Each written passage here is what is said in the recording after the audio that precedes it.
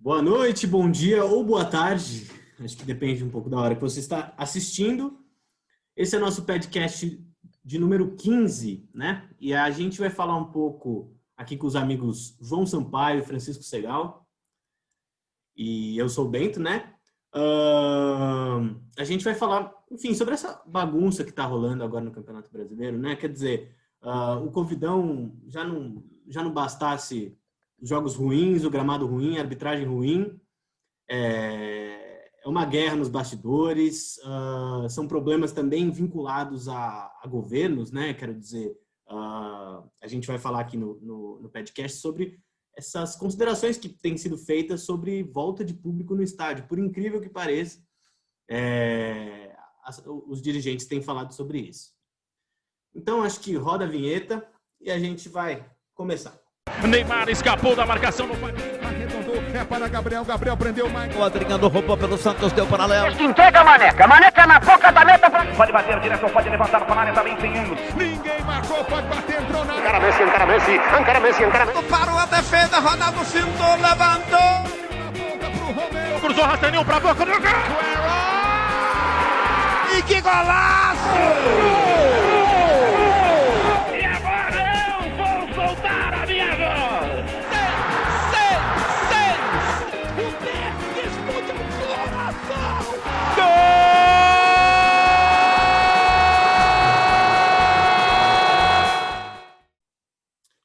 Bom, gente, eu acho que a gente começa com um pequeno histórico, digamos assim, né? Mas que no dia 22 de setembro, o Ministério da Saúde, sobre a tutela do general Pazuello, né? Aprovou a volta de 30% do público aos estádios do Brasil. E esse percentual ainda pode ser aumentado. Gente, enfim, é inacreditável como que as coisas aqui no Brasil, as causas e as consequências, elas são totalmente multifacetadas, né? Ninguém explica, ninguém se responsabiliza por problemas que são muito mais sérios do que um jogo de futebol e público e dinheiro para clube, enfim. João, comece você, depois o Fran comenta e a gente vai para mais uma rodada. Pois é, eu acho que a gente pode começar nessa informação que você citou aí, já lembrando que o glorioso Pazuello não é nem ministro da Saúde, né? Ele é ministro provisório há meses, é um negócio meio indefinido ali, que não apontou ministro nenhum, acabou sendo ele, ficou ele lá, então ele é o ministro de fato, mas, enfim, no meio de uma pandemia, o Ministério da Saúde tem uma situação de... Parece coisa de time que tá para ser rebaixado, sabe? Que demite técnico, aí contrata outro, não dura nem 2 semanas, já demite de novo, aí deixa o interino ali, não deixa claro se vai contratar mais alguém, ou se vai deixar o interino, se vai bancar o interino. Tá meio esse roteirinho, assim, daqui a pouco o Celso Roth é chamado lá pro Ministério da Saúde, para ver se fecha a casinha. Mas, assim, brincadeiras à parte, cara, é muito louco como no Brasil a trajetória da pandemia é interpretada de formas psicodélicas, né? Porque a curva não baixou em momento algum, a gente não achatou a curva está estável há bastante tempo, assim, ela está dando umas diminuídas muito discretas e continua ali num patamar pelos últimos dados que a gente tem, de mais de 800 mortes por dia. E aí, mesmo com isso acontecendo, começa-se a falar em volta a público nos estádios, com as justificativas mais esdrúxulas, do tipo, tem que tirar a gente da praia, como disse o Crivella, né? Enfim. E as diretorias de clubes, como não é surpresa nenhuma, porque assim, a gente fica aqui batendo, todos nós e por aí, fica batendo na diretoria do Flamengo, com toda razão, porque ela merece apanhar, porque é uma diretoria nefasta.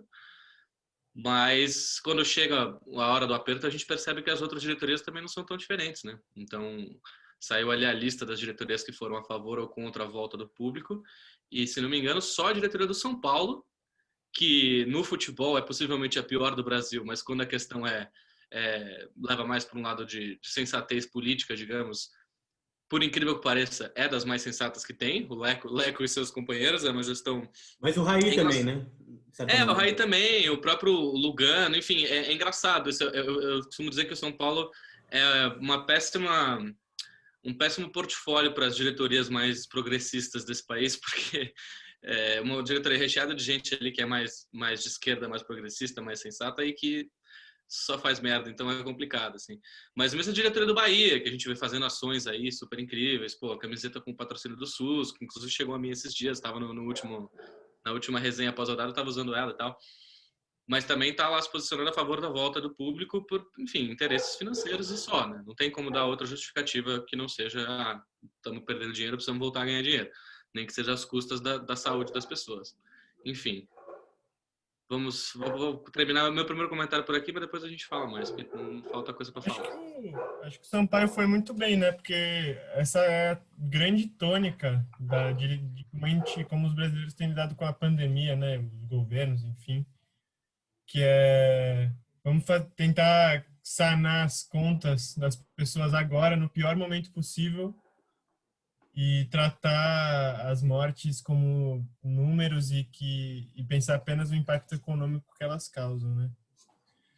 Um número que eu acho que é muito interessante para a gente falar um pouco é o fato de São Paulo, sozinho, ter mais de 1 milhão de casos de Covid, já ter tido mais de 1 milhão de casos de Covid confirmados. Isso é a segunda unidade federativa no mundo com mais casos de Covid. Tem 4 países no mundo que tiveram mais casos de Covid que São Paulo. Qual que é a condição de liberar 30% dos 4 estádios de São Paulo? É uma coisa absurda aqui. Por exemplo, o Morumbi, que acho que é o terceiro maior estádio do Brasil hoje em dia, atrás do Maracanã e do Mané Garrincha, e com 1/3 do seu público seria 21 mil pessoas. Então, é um número completamente absurdo. As pessoas não vão só chegar no estádio, entrar uma de cada vez, ficar cada uma no seu canto, dentro da arquibancada, enfim. Elas ainda têm que se aglomerar para entrar, se aglomerar para ir aos jogos e para sair também, porque eu não sei qual que é a grande questão aqui, porque são 21 mil pessoas juntas e não importa o protocolo. Tal do protocolo. Tal do protocolo que ninguém segue. Mas olha, já tiveram jogos com torcida pós-pandemia. Pós-pandemia não, né? Porque não acabou, mas durante a pandemia no Brasil. O Amapá, o campeonato amapaense, foi jogado com público. As finais agora. Não tenho certeza se são as finais ou outro momento do campeonato. Não conhecemos exatamente as regras do campeonato amapaense, né? Os regulamentos dos campeonatos estaduais são, em geral, bastante criativos.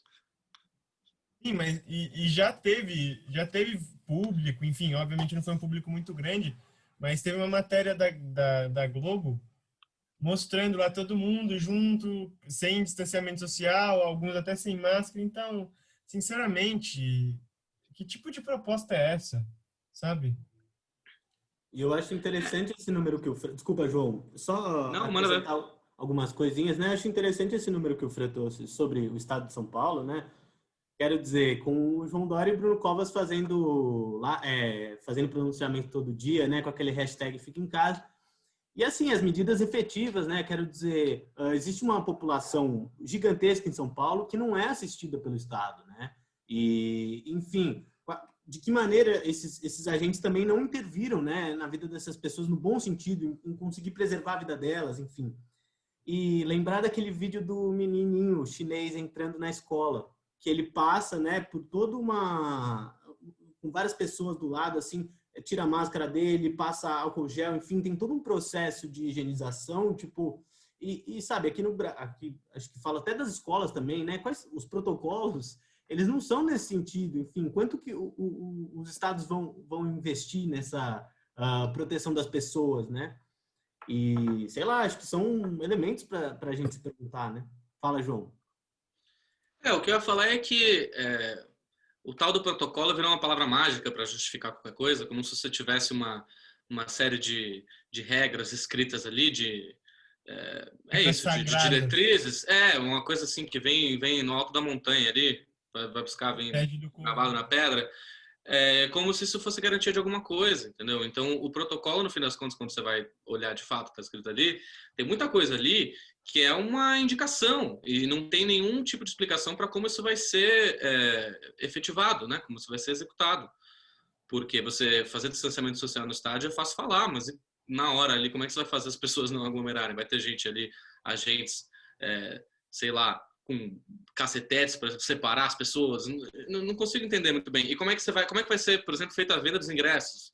Vai ser na hora, na bilheteria? Então vão aparecer lá 30 mil, mas só vão poder entrar 20, mas de qualquer jeito já teve 30 mil ali do lado de fora antes de poder entrar. A venda vai ser antecipada para evitar que isso aconteça. Não se fala muito sobre isso, entendeu? Sobre esse tipo de coisa. Sem falar na aglomeração, é isso, no entorno do estádio, no pré-jogo, no pós-jogo, que é coisas que a gente já tem visto até sem público dentro dos estádios, né? Recepções em aeroportos até de diversas torcidas aí nos últimos tempos, enfim. Protesto no CT. Pois é fácil você ter um protocolo sem você dar nenhuma indicação de como você de fato executar esse protocolo, se você tem condições, se você tem pessoal para fazer com que isso seja minimamente viável. Porque senão fica ali palavras ao vento, né? A gente quer que idealmente vai ser assim, mas você não pode, enfim, achar que só porque você quer as coisas vão acontecer desse jeito. Fala, Fred, desculpe. Não, foi mal, bem, te interromper aí, mas uma coisa que me vem à cabeça tipo assim, nenhum de nós aqui é infectologista, faz faculdade de medicina, enfim, nem tem nenhuma relação profissional com a área, mas a gente é capaz de levantar várias dúvidas e pontos que são de conflito nessas propostas, né? Então, eu imagino o que um profissional um médico teria a dizer sobre isso. Que é uma coisa que as pessoas não se perguntam no Brasil, principalmente esses governos do Rio, o próprio governo Bolsonaro, são governos que realmente não querem saber o que os médicos têm a falar sobre o Covid, eles querem saber o que eles acham que é o Covid, o que eles acham a melhor forma de combater, enfim. Não, total. E eu acho que a fala do Crivella sobre tirar 20 mil pessoas da praia para ir ver o jogo no Maracanã, eu acho ela tão assim absurda, né? Porque ele revela a incompetência do sujeito para, enfim, não permitir que as pessoas, né, vão na praia, enfim. Não sei qual que é a concordância verbal, desculpa, gente. Mas enfim, não permitir que essas pessoas apareçam na praia, sabe? Então, isso é muito, muito maluco, assim, né? A gente estava até falando aqui, um pouco antes do programa, como que esses sujeitos, né, além, claro, da família Bolsonaro, que também é carioca, mas, né, Witzel, Crivella, Pezão, também é uma maldição que se apossou do Rio de Janeiro, que é uma das cidades mais bonitas do mundo, enfim. Esse raciocínio de que 20 mil pessoas no estádio são 20 mil pessoas a menos na praia é das coisas mais alucinadas que eu já ouvi na minha vida. Eu não sei nem de onde que o cara tem a coragem de botar a cara para falar um negócio desse. Assim. E eu acho que é sempre importante a gente pontuar que tem muita gente nesse país que não está podendo ficar em casa, que não está podendo trabalhar à distância, que não está podendo fazer distanciamento social da forma que deveria. Então, não é questão de defender aqui que não tem que... Porque eu acho que esse momento já passou. Houve um momento em que seria apropriado ter feito um lockdown de fato, de pouco tempo, lá no começo, meses, anos, né, décadas atrás, quando começou esse negócio todo. Mas esse momento, as autoridades públicas já deixaram esse momento passar. Então, a gente já está num momento de meio pós-apocalíptico, assim, em que o que poderia ter sido feito no começo para de fato mitigar os resultados já não foi feito. Então a cagada já tá meio que... Mas aí não é porque a cagada já tá feita que você precisa ir lá e piorar e dobrar a aposta e falar, não, então agora que, já tá assim mesmo, então libera estádio, vamos abrir, porque é isso. O problema não são as pessoas que estão sendo obrigadas a ir trabalhar todos os dias, né, e que estão agora cada vez mais voltando a ser obrigadas a ir trabalhar, enfim, as escolas estão com essa coisa de vão abrir daqui a pouco também e tal. O problema é justamente esse tipo de, sei lá, bares e estádios de futebol, espaços de socialização, lugares que é difícil a gente... fica uma situação difícil a gente querer privar as pessoas aqui com algum tipo de julgamento moral que já estão indo trabalhar de poderem ir na praia depois e curtir uma praia. É uma situação muito delicada mesmo, é difícil, mas é que a responsabilidade, no fim das contas, não é nossa, não é de quem comenta, não é de quem analisa. A responsabilidade é do poder público de já ter feito alguma coisa antes e agora, enfim, se pelo menos, se não vai ajudar, porque já não ajudou, pelo menos não atrapalha, né? Pelo menos não age ativamente para que tenha mais e mais espaços sendo ocupados por aglomerações de pessoas. Nossa, eu acho que o João foi perfeito nesse comentário aí. Mas uma coisa que eu também queria falar é que as pessoas estão se aglomerando na praia ilegalmente, se eu não me engano. Elas não podem estar lá, pelo menos seria isso na teoria. Então, a solução genial para isso, na cabeça do Crivella, seria você legalizar a aglomeração em um lugar que não seja praia. Que, no fim das contas, tem valor nenhum, é a mesma coisa. Mas é só isso. Não, e assim, esse raciocínio do Estado brasileiro, né, digamos, quase que como um todo, né, é uma coisa, assim, muito nefasta, né, e, assim, os estádios quase que viram uma coisa quase como se fosse um campo de extermínio, né, uma coisa assim, sabe, você vai lá, enfim, você corre o risco de morrer, sabe, então é uma coisa muito nefasta mesmo, né, muito horrível, assim, e sei lá, é muito difícil da gente entender, né? E acho que já tá todo mundo zoado por causa dessa pandemia, tá todo mundo bagunçado, enfim, a vida tá complicada, ainda mais para quem não tem condições, né? Como a gente aqui, enfim. Então é muito uma tragédia mesmo, né? Eu fico muito chateado, assim, muito. Pois é, e aí no meio disso, o mais engraçado é isso, né? Eu acho que esse ano o roteirista está forçando a mão de uma tal forma que as ironias do destino, elas vêm assim, sem nenhum medo de ser feliz, né? Assim, é impressionante o tipo a pandemia meio que torna todas as metáforas óbvias, né? Fica tudo muito na cara. E o timing que as coisas acontecem também tem sido extremamente, assim, coisa de roteirista ruim. Porque é isso, começa esse papo de volta ao estádio, puxado por ninguém menos que o Flamengo, como de costume, sua diretoria. E aí, na mesma semana, começa a pipocar casos de Covid no elenco do Flamengo. Enfim, para lá de 20 casos de Covid dentro de um elenco de futebol. Aí tem aquele imbróglio todo do jogo com o Palmeiras, em que as duas diretorias estavam tentando puxar a sardinha para o seu lado, se fingindo de preocupados com a saúde, sendo que só queriam, na verdade, vantagem esportiva. O jogo acontece, o jogo é horrível, é um empate, enfim. E agora temos o Fluminense com casos também. Agora temos, enfim, o próprio Del Valle, que jogou com o Flamengo, com casos também. O Barcelona, sabemos de Guayaquil. O Barcelona de Guayaquil, de onde que os casos vão começar a pipocar de agora em diante. Então, enfim, tem a Libertadores acontecendo no meio dessa história também, galera viajando para outros países no meio de uma pandemia, pelo amor de Deus, né, que está acontecendo. Mas é isso, né? É muito engraçado, quer dizer, engraçado de uma forma bastante trágica.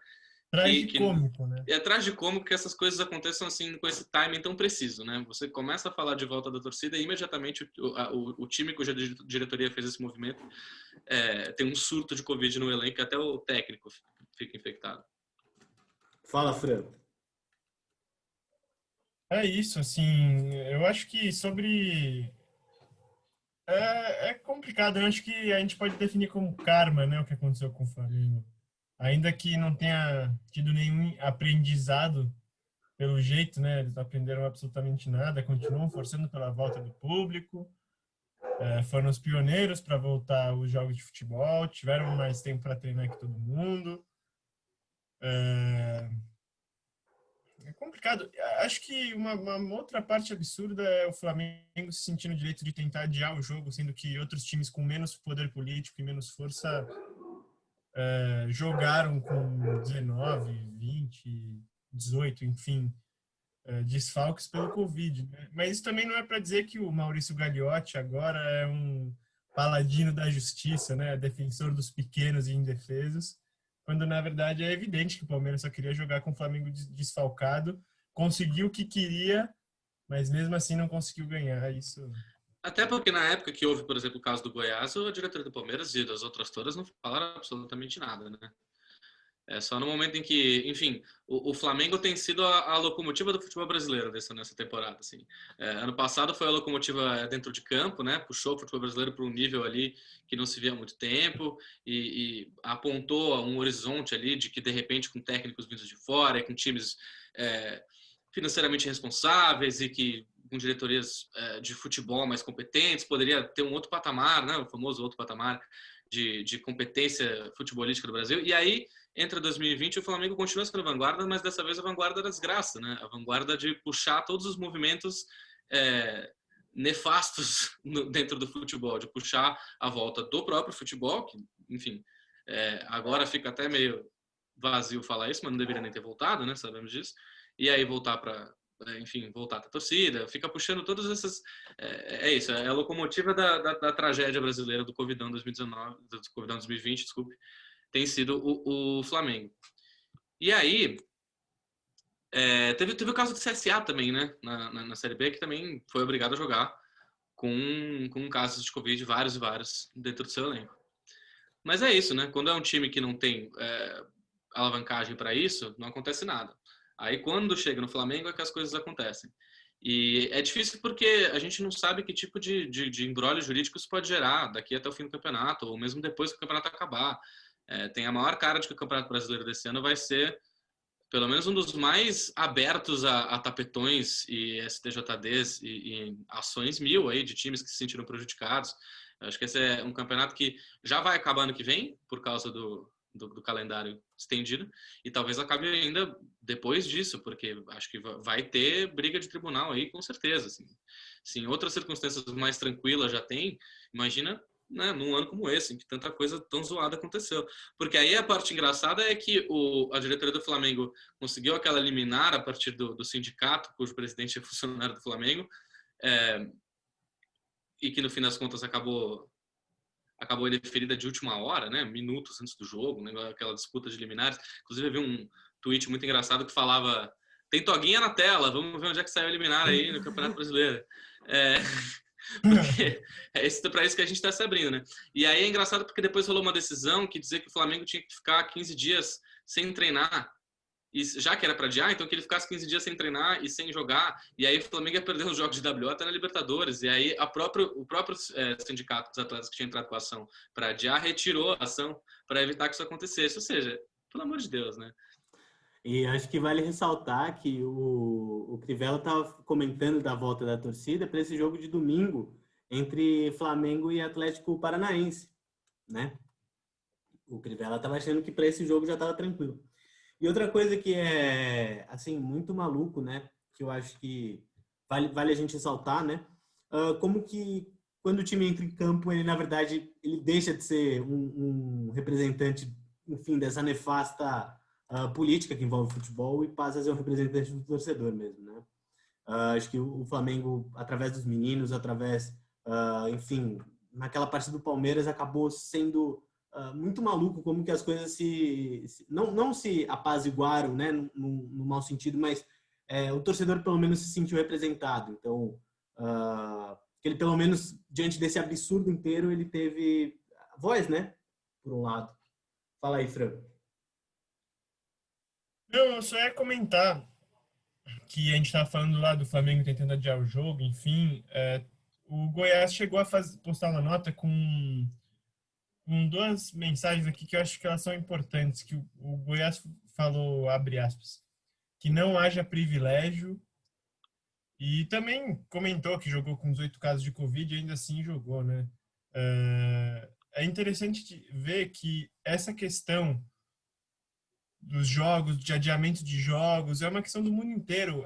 Hoje ainda, o Napoli tinha uma partida para fazer contra a Juventus em Turim, só que a Secretaria de Saúde de Napoli proibiu o time de viajar por causa de 2 casos de Covid confirmados no elenco, do Zielinski e do Elmas. Primeiro mundo, né? Só 2 casos é coisa de primeiro mundo. Então, né? E daí é evidente, os caras estavam junto com o elenco, é evidente que aquilo era um risco, não só para os jogadores do Napoli, nem só para os jogadores da Juventus, mas todo mundo que estava envolvido no processo de viajar pela Itália, de trabalhar no jogo, enfim. E o Napoli pediu adiamento do jogo, mas como não tinha 13 desfalques, o adiamento não foi aprovado, né? E perdeu de WO hoje, o time não viajou, enfim. É uma questão mundial e o Brasil na contramão, né? É que nem aquele protocolo da Libertadores, né? Falando em protocolos, quando ia voltar a Libertadores, que os times podiam inscrever até 40 jogadores e tinha um limite de 33 casos de Covid no elenco. Ou seja, você pode jogar com 7. Você pode jogar que é o mínimo, né? Para o esporte acontecer, na regra do futebol, menos de 7, acabou o jogo. Ou seja, você pode ter um elenco de 40 em que 33 estejam infectados e mesmo assim o time vai ser obrigado a entrar em campo com os 7 que tem ali sobrando, de repente um sobrinho de alguém ali para completar, não sei, porque é assim que está escrito, essa é a regra. Vou fazer o quê? E até agora não aconteceu, mas está lá escrito. Então, se acontecer em algum momento, é isso aí. A princípio, esse time vai ter que entrar com 7 em campo. E os clubes, obviamente, aceitaram, né? Porque, enfim, não houve nenhum tipo de contestação a essa regra a priori. O problema é quando a contestação vem a posteriori. E aí depois podem vir 500 contestações aí de resultados. Enfim, estou aguardando para ver como vai ser esse pós-campeonatos nos tribunais aí, tanto no Brasileiro quanto no da Libertadores, porque eu acho que vai ser bizarro. Lembrar para quem está assistindo, né, curtir, seguir a gente no Twitter, seguir a gente no Instagram, no Facebook, acompanhar aqui os vídeos, né? E aí, gente, eu queria, até foi uma pergunta que eu pensei também, enfim, com relação às eliminatórias, né, e os jogadores vindo de tudo quanto é região do mundo, e, bicho, será que não era o caso? Assim, claro que isso ia destruir um pouquinho mais os campeonatos nacionais, que já estão com dificuldades, mas será que não seria o caso de jogar só com jogadores brasileiros, só com jogadores argentinos, só com jogadores equatorianos, ao invés de chamar gente do mundo inteiro para jogar uma partida de futebol que, enfim, né? Evidente. E ainda assim, ia ser dos males o menor. Porque não era para estar viajando porra nenhuma, né? Desculpa, mas vamos... Então, eu quero ver, na verdade, eu não vi nenhum movimento nesse sentido ainda, mas eu quero ver se os times europeus vão liberar seus jogadores. Porque você liberar seu jogador para viajar para um epicentro de pandemia, jogar um joguinho de futebol e voltar, eu não sei não se vai ter Barcelona, se vai ter Bayern de Munique, vai estar querendo fazer isso aí, cara. Ainda não aconteceu, mas essa é outra coisa que eu tô meio de olho, assim, porque eu acho estranho pensar que as diretorias de grandes clubes europeus liberariam jogadores para uma situação de risco dessa, com o risco do cara voltar e contaminar metade do próprio elenco. Enfim. Será que a diretoria do PSG está disposta a liberar Marquinhos, Neymar? A diretoria do Barcelona está disposta a liberar o Coutinho para fazerem grupo e se aglomerarem em quarentena junto com atletas de Flamengo, do próprio Palmeiras, enfim. Então, eu não sei não. Se eu fosse eles, acho que eu não liberava não. Se fosse eu o presidente desses clubes, acho que eu não liberava. E, cara, mas com o perigo de tornar isso um surto da sua liga, do seu time, enfim. Cara, e aí também a gente tem uma coisa assim, caso isso acontecesse, né, você fica especulando as ações dos dirigentes, ao invés de parar o brasileiro, né, porque o Campeonato Brasileiro também tem esses problemas que já são eternos, né, que na data FIFA se joga. Em nenhum lugar no mundo joga futebol na data FIFA, aqui no Brasil joga, e aí, caso, né, isso fosse uma determinação dos outros clubes de não liberar seus jogadores e o Tite tivesse que colocar só jogadores que atuassem no Brasil, será que o pessoal não ia querer de novo se beneficiar? Então, os times desfalcados iam aproveitar para tentar ganhar esses jogos que talvez fossem difíceis de ganhar, eventualmente, né? Porque, no fundo, é sobre isso, não é sobre priorizar a saúde ou, enfim, paladino da justiça ou paladino da moralidade, esse tipo de coisa, né?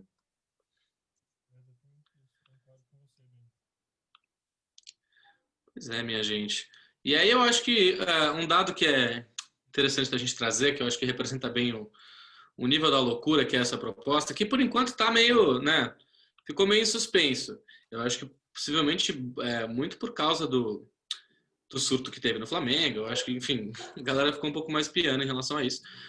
Mas não sei se o Crivella também está refazendo seus cálculos eleitorais aí, porque afinal estamos em plena campanha, né, agora, mas eu acho que um dado interessante da gente trazer essa proposta de trazer 30% do público para dentro dos estádios.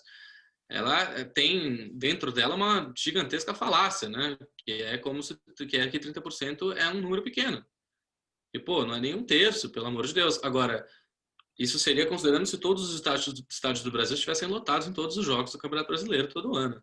E isso está muito, muito longe de ser verdade. A média de público do Campeonato Brasileiro do ano passado foi das maiores em muitos anos e foi de cerca de 20 mil. E aí você vai ver as capacidades dos estádios, Maracanã, por exemplo, 20 mil é justamente 30% da capacidade do Maracanã.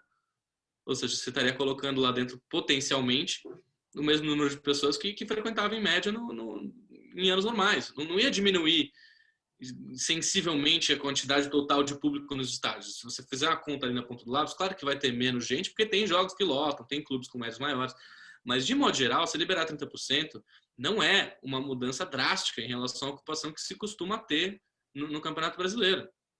Simples assim. E aí você fica com essa falácia de que vai estar mais vazio, sendo que, na verdade, vai fazer pouca diferença. Por exemplo, a gente viu São Paulo mais de uma vez ano passado, agora, se eu não me engano, com um público menor que 1/3 da sua capacidade, que é 21 mil pessoas, né? Difícil imaginar que toda a capacidade liberada de ingressos fosse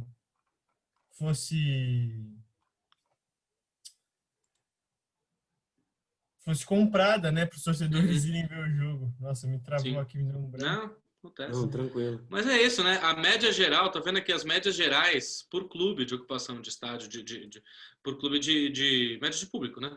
No Campeonato Brasileiro. A mais alta, que é do Flamengo, é de 27 mil. A capacidade do Maracanã é 78 mil. 27 é pouquíssimo mais que 30%. 30% desses 78 mil é uns 23 mil por aí. 23 tem aqui, 23, quase 24. É praticamente a mesma coisa da média histórica do Flamengo em campeonatos brasileiros. Ou seja, você vai estar abrindo a possibilidade de ter exatamente o mesmo número de pessoas ali. A média histórica do Santos também, enfim, tá próxima, não tá nem perto de ser a capacidade total da Vila Belmiro, que ainda é um estádio menor. É uma bizarrice. Mas, enfim, não sei. Esse papo morreu um pouquinho por enquanto. Acho que daqui a pouco alguém revive, né? Acho que vai reaparecer inevitavelmente nas próximas semanas, mas por enquanto eu senti que ele deu uma certa esfriada. Não, e daí sempre tem aquele cara que vem e fala assim, não, pô, mas na Alemanha liberaram público. Na França liberaram público. Não, liberaram público, mas só para dar um número aqui, até hoje, a Alemanha tem 300 mil casos de Covid. Entende? Tem 9 mil mortos. Até hoje, até o dia de hoje, agora, dia 4/10/1920. Você pega qualquer período de 10 dias no Brasil, teve mais mortes do que teve na Alemanha na pandemia inteira. Na própria França, que foi um dos primeiros lugares a voltarem com públicos controladíssimos no estádio, realmente era pouca gente, tem um crescimento, então está se discutindo sobre uma nova onda de contágio na França do Covid, então não é brincadeira, entende? Exatamente. É bem complicada essa situação. E não são países com populações irrisórias, né? Não é aquela coisa, não, porque o Brasil tem muito mais gente. Tem mais gente, sim. O Brasil tem para lá de 200 milhões, a Alemanha tem uns 80 milhões, a França eu vou até procurar aqui a população da França, fazendo pesquisas ao vivo. Mas, por exemplo, a Alemanha.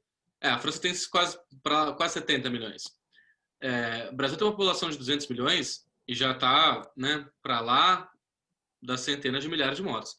A Alemanha tem uma população de 80, pouco menos da metade, e as mortes são 1/100º do que teve no Brasil. Ou seja, é uma proporção muito diferente. E lá eles estão liberando aos poucos, experimentalmente, 20% do público. E mesmo assim, com toda a cautela e com gente que está achando que não é uma boa ideia. Enfim, é uma coisa ali de teste e tal. É outro jeito de pensar, né? Outro jeito de abordar a questão. O próprio Roland Garros, né? Eu sei que vocês não acompanham tênis, né? Mas... Enfim, o Roland Garros tá com público, assim, mas só que tipo, é um público muito pequeno e você vê que acho que as pessoas estão juntas, né?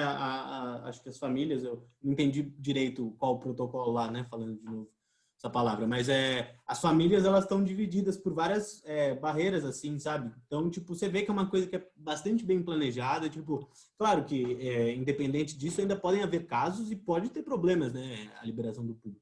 Mas é muito diferente, né, porque aqui quase o pessoal vai pro estádio, né, sabe? É uma coisa um pouco sem nenhuma restrição, assim, né?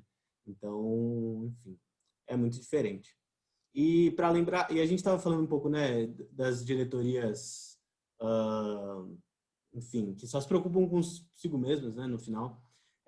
O outro paladino da moralidade, né, o querido André Sanches, ele disse duas coisas, assim, a primeira foi, no que diz respeito à torcida, que era que o Flamengo teria uma possível vantagem esportiva caso liberassem no Rio e não liberassem em São Paulo. Ou seja, o problema não é a torcida, o problema é um ter e eu não, né?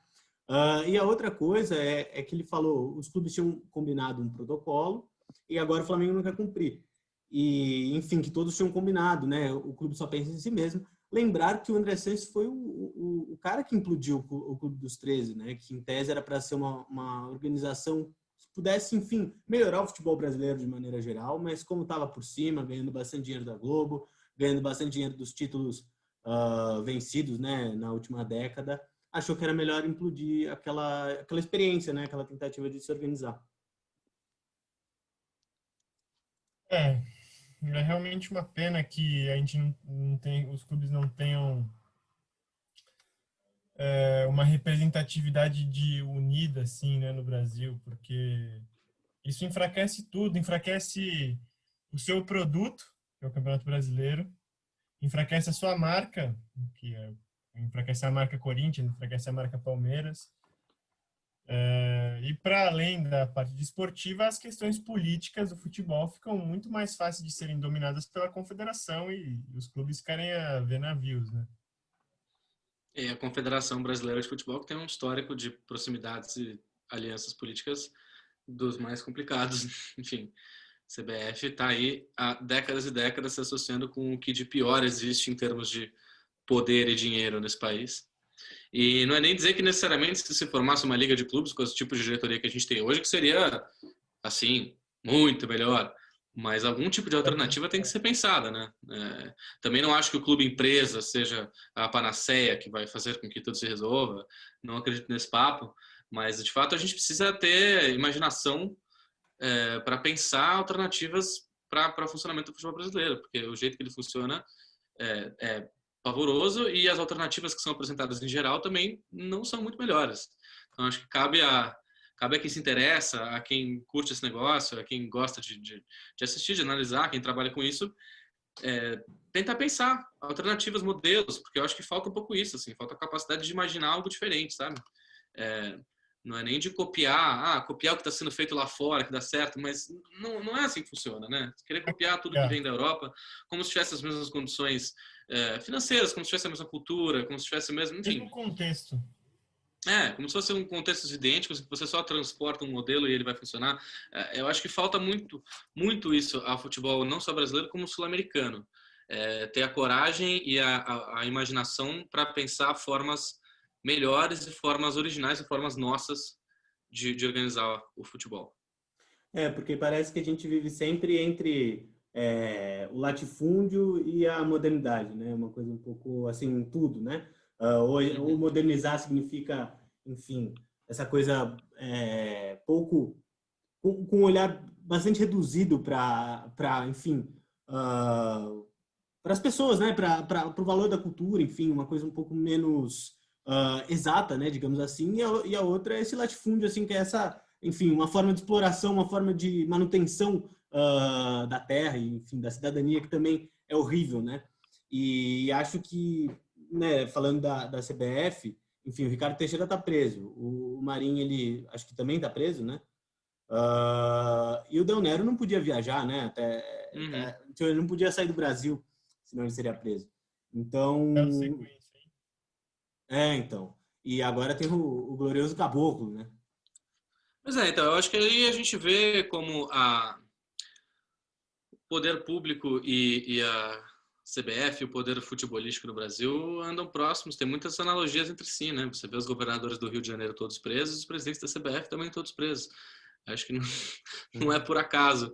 É aquilo que você falou lá no começo, né? De figuras como Pezões e Sérgio Cabrais, e Crivelas e Witzel e afins, tem muito a ver com figuras como Marins e Del Neros e Ricardo Teixeira e João Avelanges. Eu só queria falar um negócio que acho que acho que todo mundo aqui, quando a gente fez o canal, o João que chegou depois, mas enfim, também é um dos formadores do canal, a gente teve a proposta de discutir futebol e política, porque a gente entende, e agora, esse é mais um dos nossos vídeos que mostra que são coisas inseparáveis, futebol e política, porque o futebol acaba não sendo nada mais que um reflexo do que a gente vive no dia a dia. Então, as coisas elas são refletidas no futebol, não exatamente igual, mas de formas muito similares. E eu acho que é importante a gente pontuar isso para as pessoas que ainda teimam em dizer que futebol e política não se misturam, que é uma ideia, além de super retrógrada e atrasada, que é mentira. Eu acho que alguém dizer isso em 2020 no Brasil, realmente a pessoa tem que estar querendo muito não ver, né? Porque isso já era difícil antes, acho que depois dessa pandemia tornar todas as metáforas tão óbvias e todas as analogias tão explícitas, eu acho que não tem mais como alguém ter a cara de pau de fazer uma afirmação dessa, sinceramente. Eu não sei se vocês viram, aí a título de curiosidade, o vídeo do Thiago Leifert sobre o álbum do Harry Styles. Acho que vale a pena ouvir ele falando. Fala uma frase bastante incrível, como a inocência da fruta. Então, essa pessoa bastante, enfim, limítrofe, né, que entende que, enfim, futebol não é política, né? Gente, eu acho que ficamos por aqui, né? Acho que já beiramos quase 50 minutos, se eu não me engano. Vocês têm mais alguma consideração? Eu também, só uma lembrança que a Supercopa do Brasil, né, que foi o torneio que ficou para esse ano, decidido entre Atlético e Flamengo, ao invés de 45-45, né, o tempo foi contabilizado em 90. Então é mais, enfim, e a Libertadores também tem feito isso, né, que é uma coisa que, enfim, as pessoas estão trazendo essa coisa que é bem europeia, né? Europeia. Você vê isso, enfim, na Europa, você não vê aqui. Aqui é 45-45 e acabou, sabe? Não tem papo. Gente, é 45 do segundo que acontece o gol, né? Não aos 89. Ninguém vai falar 90 mais 3, sabe? Tipo, essas coisas, enfim. E aí, gente, algo mais a acrescentar ou já dissemos tudo? Bom, por mim, acho que é isso. Mandar um abraço para todo mundo aí que tá vendo a gente, os poucos, que eu sei que são poucos, mas são muito queridos. E é isso. Eu acho que isso que você falou, Bento, me trouxe uma... Eu acho que tem tudo a ver, né? Como a gente tem... É aflitivo como às vezes a gente acaba copiando justamente as coisas que não precisa copiar. Porque não é que não tenha nada que a gente possa se mirar em modelos que dão mais certo, né? Acho que, transpor os modelos sem nenhum tipo de avaliação crítica de contexto é pedir para dar errado. Mas também não significa que não tem coisas nas quais a gente não possa se mirar. Eu acho que, por exemplo, distribuição de direitos de TV, tem países que fazem de um jeito infinitamente mais competente, mais justo e mais bacana do que se faz no Brasil. Mesmo com essa mudança aí que não vai melhorar nada, também não sei se vai piorar muito, vai ficar ruim do mesmo jeito, só que de um outro jeito. Aquele vídeo, né? Aquele meme lá. Tava ruim, parece... bom. Antes estava bom. Mas agora piorou. Mas antes não estava muito bom também, não. Então, é isso. E aí a gente copia o quê? Placar 90 minutos. Final, jogo único. Coisas cosméticas, coisas conjunturais, coisas sem muita importância, coisas que às vezes até vão contra um pouco da cultura que a gente tem por aqui, né? Por exemplo, a final única em relação à cultura torcedora da América do Sul é uma bizarrice completa, né? Por mais que a final do ano passado tenha sido bacana, e a final única enquanto evento esportivo é uma parada legal e tal, mas eu tô para ver quando tiver uma final tipo Del Valle e Atlético Nacional, como teve alguns anos atrás, que estádio gigantesco aí que você vai lotar o Maracanã para ver Del Valle e Atlético Nacional. Porque a gente, ano passado, teve uma final Flamengo e River, então acho que temos que levar isso em conta. Nem todo ano a final da Libertadores é Flamengo e River. Enfim, é só mais um exemplo do tipo de coisa que acaba se copiando, quando se poderia copiar coisas melhores, coisas mais interessantes. E também é isso, fazer esse apelo para que se tenha um pouco mais de imaginação na hora de pensar como reorganizar o nosso futebol, que não seja nenhuma cópia do exterior e nem a continuidade das piores práticas que a gente tem por aqui há décadas. Enfim, só para a gente fechar, né, tem o Roda Viva do Gil, de 87, ele é muito bom, assim, porque o Gil, enfim, ele é essa pessoa um pouco que conjuga, né, um mundo bastante brasileiro, enfim, e consegue compor também elementos de guitarra elétrica, enfim. Mas, mais do que isso, né, ele fala uma coisa bacana nesse programa, que é, enfim, como a gente pode ter como é que a gente pode criar a nossa própria identidade, né? A gente não precisa, enfim, ser tão subserviente. A gente tem um país, a gente tem lugares, né, que, enfim, tem imaginações, tem modelos que, enfim, podem ser maior, né, para nós mesmos. Outra frase dele é que a gente não precisa ser potência hegemônica, sabe? A gente não precisa, enfim, se pensar enquanto grande indústria, ou enquanto grande coisa nenhuma, sabe? Acho que a gente precisa se apoiar no que é nosso. E por fim, acho que agradecer o pessoal da PPP que vai produzir esse vídeo, quer dizer, que produziu, né, no caso. E, bom, grande abraço, se inscrevam no canal, se inscrevam no Instagram e é isso. Falou, gente, até a próxima. Neymar escapou da marcação no arredondou, é para Gabriel, Gabriel prendeu mais. O Adriano roubou pelo Santos, deu para Léo. Entrega a Maneca. Maneca na boca da meta. Pode bater direto, pode levantar para a área, também tem Ângulo. Ninguém marcou, pode bater, entrou na área. Encara Messi. Parou a defesa, Ronaldo fintou, levantou. Cruzou Rastaninho pra boca do gol. E que golaço!